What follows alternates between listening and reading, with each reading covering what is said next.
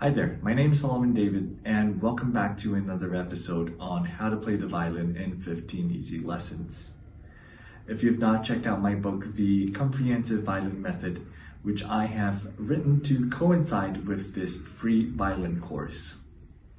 In this book, you can expect many free quizzes, tests, and pieces that you'll be able to play by the end of this course. Do like and subscribe to my channel, and I hope you enjoy.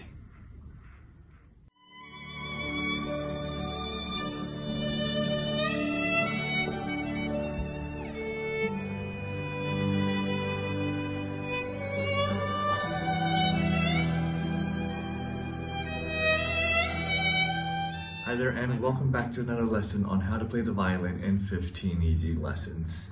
For today's chapter, chapter 6, we're going to learn how to do pizzicatos on the violin. So without further ado, let's get started. Alright, so the term pizzicato comes from the word plucking. In our previous lessons, we learned how to make sounds on the violin with the help of our violin bow. But for today, we're going to learn how to make different sounds using our fingers. By plucking the strings on the violin, you're able to emit sound from the violin as well.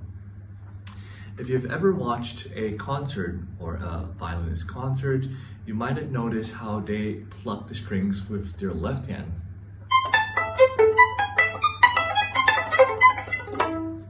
Yeah, but for today, we are going to learn right hand pizzicatos instead.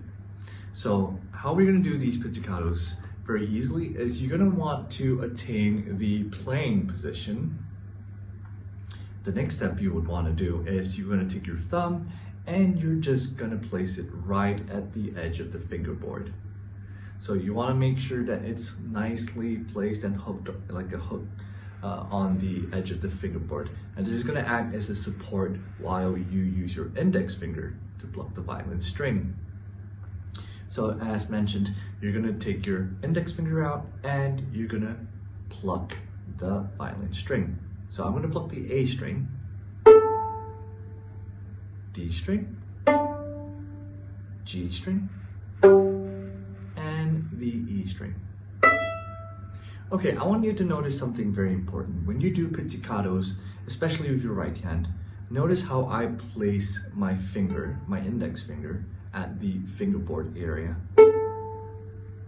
Yep. And the reason being is because if you were to pluck the string closer to the bridge, like so, you're gonna not only get not a very good resonance from the string, but it's gonna be way harder to pluck as the strings are more tense as it closes into the bridge. So again, you're gonna pluck away from the bridge and pluck towards the fingerboard.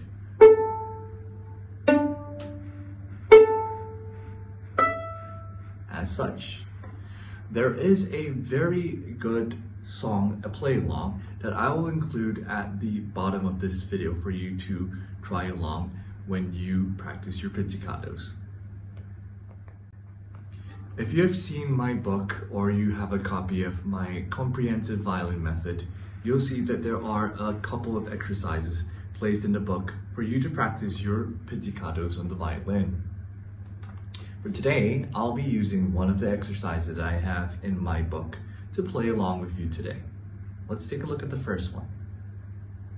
You're going to go with 2 G's, 2 D's, 2 A's,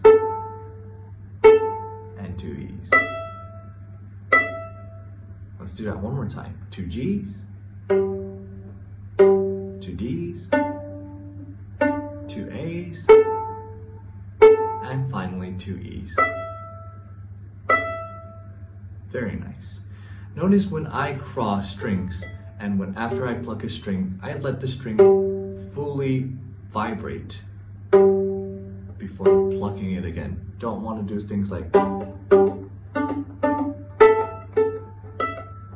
you'll cut the sound off when you pluck the strings too rapidly, and also if you place your fingers back down too fast. So make sure that when you pluck, let the string vibrate. Then move on to the next note. Very good. So I would like to demonstrate something a little cool on where you might have seen right hand pizzicatos, usually in orchestra settings. For example, if you've watched, they have the violinists have what we call a pizzicato section, where they just pluck the strings.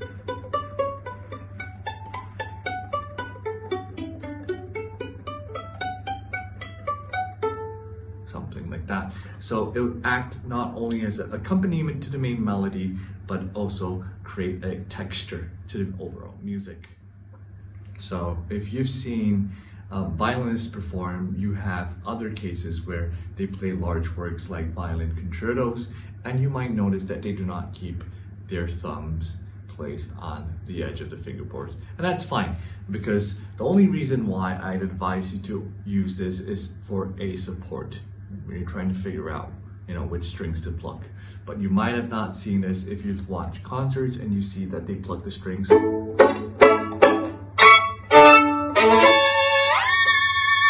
You might have not seen them pluck with the support of their thumbs. Yeah, and this is also because most of the time they may not be just plucking an individual string, but be plucking multiple strings at once. Great. So with that, we've come to the end of our 6th lesson and 6th chapter on how to do some basic pizzicatos on the violin. Do try out the exercises in my book and try how to pluck not just strings in order, but mix orders as well.